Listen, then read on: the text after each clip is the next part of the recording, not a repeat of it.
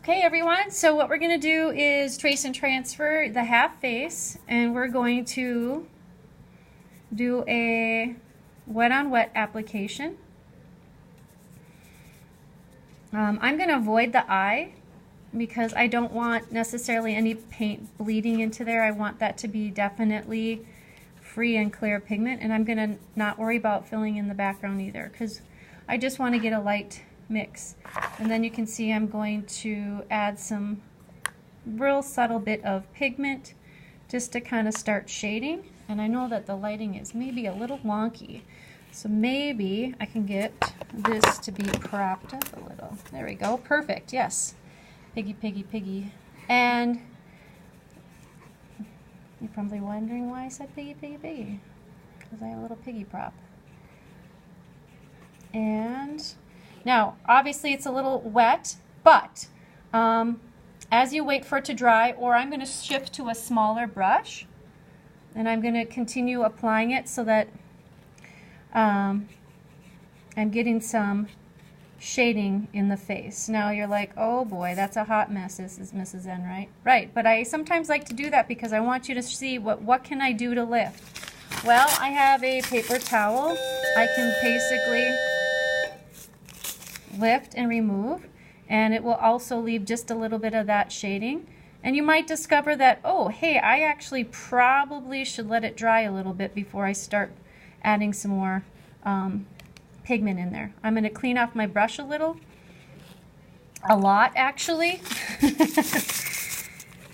Remember, this is live. And I'm going to go back and I'm going to pull a little bit of that pigment, lift a little bit by going in. And it's still wet. I'm going to clean off my brush a little more and just kind of lightly spread the pigment. So right now this person looks kind of like they have a dirty face, but it's okay because you gotta start getting some variation in the actual surface of that coloring tone. So I'm going to get some on the lips. I can go a little more bolder now. And right now it's just really clear that it's super wet and saturated, so I'm going to need to take a moment and do a little bit of drying. Because like if I add some nice dark pigment here just to kind of set the background, it's still going to pull and lift every time I go back in. So I am going to dry now, and then I'm going to do some layering. But you can start to see I'm mapping out the face and trying to just round it out a little bit. Not a lot of color, not a lot of pigment to set the tone. So right now I have a pretty sad, and it does look like a sad face, but I'm going to quick dry it. Everyone, side music. Dun, dun, dun.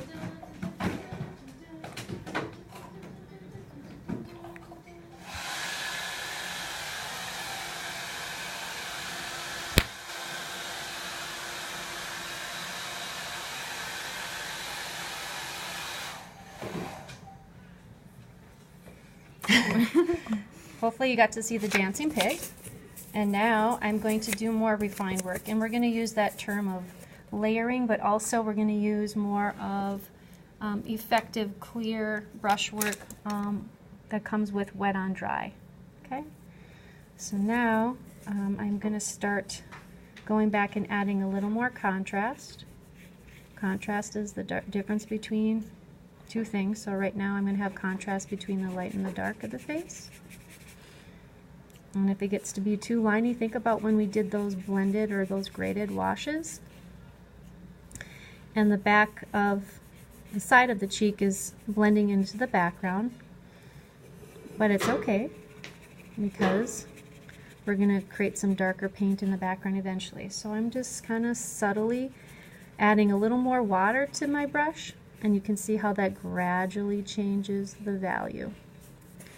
I'm going to work on the nose a little bit, and I'm going to slide this over so we can see. I'm going to really go bold now, and to kind of round out that nose and to give it that more distinctive feature, I have to just kind of emphasize some shading underneath the ball of the nose. I'm going to also go back and add a little more contrast in between both lips, and then blend and gradate up. Kind of give it a little more definition. And I'm working a little bit rushed, so when I go back, and if I was to start over, I would be going a little slower, but it's just to kind of give you an idea of how to approach it. Sometimes you just have to try it and go fast. And whenever you have an area that you don't want, go back and pull and lift, or take that paper towel and dab it off. And now I'm going to add a little more contrast underneath the chin. Really kind of push that back. And I'm going to start pushing back the rest of this area here too. And I could probably switch up the brushes a little bit. And I'm just going to keep this one since it's going, letting it fill and spill, separating that face, the negative background space. I'm going to lift a little bit here just to show the shoulder or the neck that's reflecting.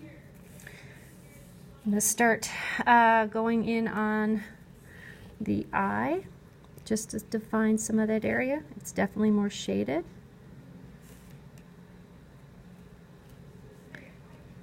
And again, if you get a little bold, clean off your brush.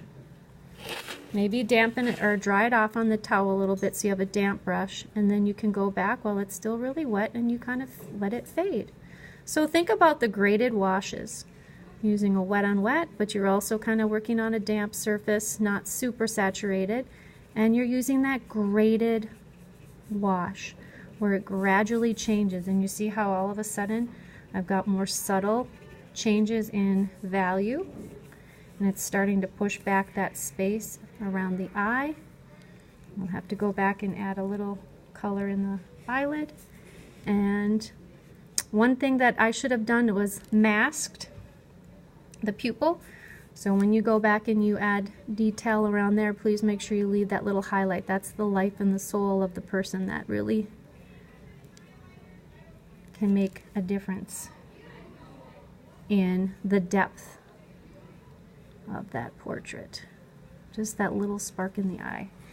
So real quickly, you can see I have some more to do, but it gives you an idea of where to start, how to go about it, and then you slowly build and you get darker and darker and darker. All right, good luck.